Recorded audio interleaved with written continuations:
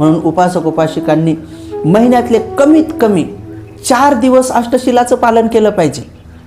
आणि अष्टशिलाचं त्या दिवशी पांढरे शुभ्र कपडे परिधान करून आपल्या खांद्यावर एक कांटिका टाकली पाहिजे, की जेणेकरून देवता लोकांना सुद्धा निरीक्षण करत असताना कळलं पाहिजे की अरे ह्या गावामध्ये, ह्या नगरामध्ये, ह्या घरामध्ये ही उपासिका, हा उपासक अष्टशील पालन करत आहे.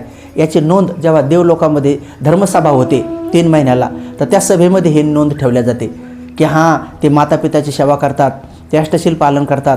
म्हणजे पृथ्वीवर लोक चांगले आहेत, म्हणजे याचा अर्थ ते मेल्यावर देवलोकात येतील, म्हणून तिथं उत्सव साजरा होतो. आणि तिथं उत्सव साजरा झाला की मग पाऊस वेळेवर पडतो, मग आपल्याकडे झाडं हिरवेगार होतात आणि मग जमीन फाटल्या जात नाही आणि मग नंतर लोक धनवान होतात. म्हणून देवलोकातला उत्सव हे मनुष्य लोकाला सुखी बनवण्यासाठी असतो आणि मनुष्य लोकातला अष्टशील हे देवलोकात उत्सव मनवण्यासाठी चांगलं असतं. म्हणून हे दोघांचं एकमेकांसोबत अशा प्रकारचं देवाणघेवाण असते.